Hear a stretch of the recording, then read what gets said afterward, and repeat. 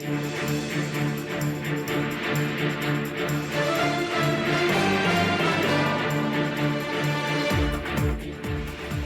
24任總理卡尼宣誓就職，民眾期待平息貿易戰。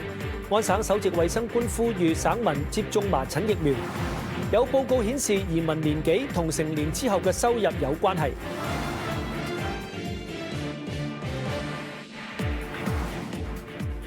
你好，歡迎收睇3月14號嘅《都市聚焦》，我係李立本。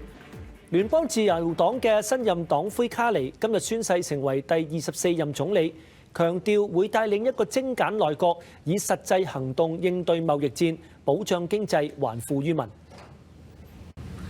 曾經先後擔任加拿大同英國央行行長嘅卡尼，今日成為加拿大第24任總理。由於聯邦大選一觸即發，佢有可能成為加拿大史上任期最短嘅總理。評論人士分析，卡尼首要面對嘅議題係解決加美貿易糾紛。而政治經驗不足，或者會係佢個人嘅最大考驗。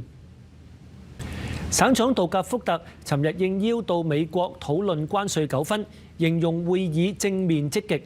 不過，有環球政策學者就指出，美國並冇改變霸凌態度，認為會議嘅作用有限。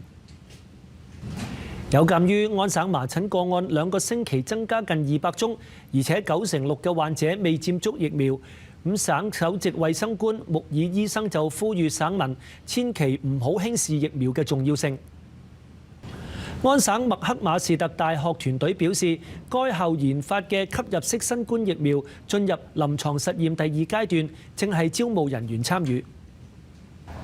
聯邦統計局報告顯示，年齡越細、隨父母移居本國嘅青年，攻讀大學嘅比例越高，喺30歲嘅時候所賺取嘅年薪亦都越高。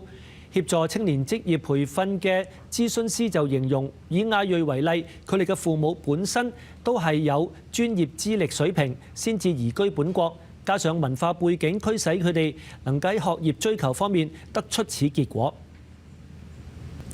多倫多市府表示，自從舊年年底推出加快建設住屋計劃以嚟，已經批准咗興建超過7000個新嘅租屋單位。全新診斷影像中心上個月喺士嘉堡全科醫院落成啟用，稍後專訪環節會講下。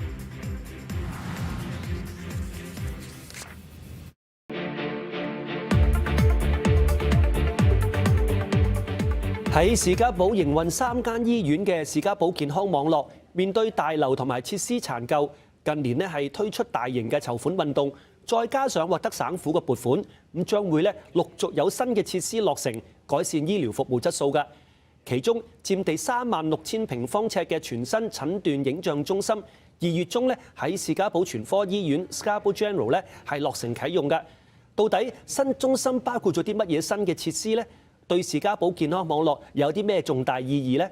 今日好高興請到士嘉堡健康網絡基金會嘅發展總監謝慧玲同我哋傾下㗎。係啊，歡迎你 Linda， 你好。你好 Kenneth， 你好。首先恭喜你先嚇，有一個全新嘅影像中心嚇，可以投入服務係一件令人振奮嘅消息啦。可唔可以同我哋講講先，講講呢個新中心落成對士嘉堡健康網絡嗰個意義喺邊度呢？呢個意義就非常重大嘅 Kenneth。係。咁成個計劃呢，其實係等咗成30年。哇，係。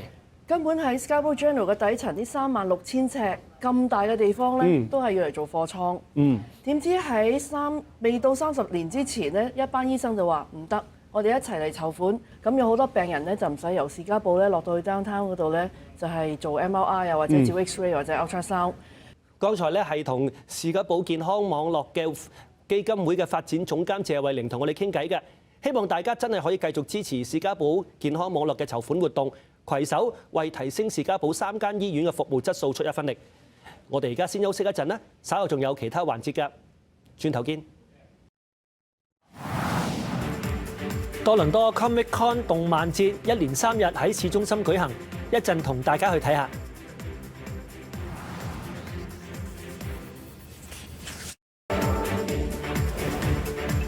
1年1度嘅多倫多 Comic Con 動漫節今個週末舉行。大家不妨喺春假結束之前到市中心湊下熱鬧。多倫多市中心呢個星期日將會舉辦聖 Patrick's Day 嘅巡遊，警方指出，到時多個地方會有封路措施，提醒出行嘅市民要注意。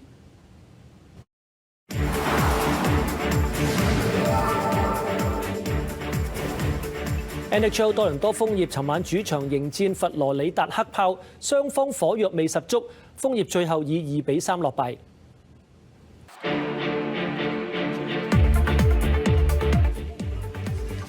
再同大家睇下週末天氣啦。咁週末咧係會暖好多㗎，不過咧係會有雨嘅。聽日氣温介乎13至10度，星期日嘅氣温咧係13度至-1度，星期一陰晴不定嘅，最高氣温係5度，最低2度。今晚咧係我哋最後一次喺位於 Yonge dundas 嘅電視台咧播出都市聚焦㗎。下星期一開始，我哋將會搬到去羅渣士傳訊嘅總部同觀眾見面，咁敬請留意啦。我哋星期一晚再見，祝大家有個愉快週末，晚安。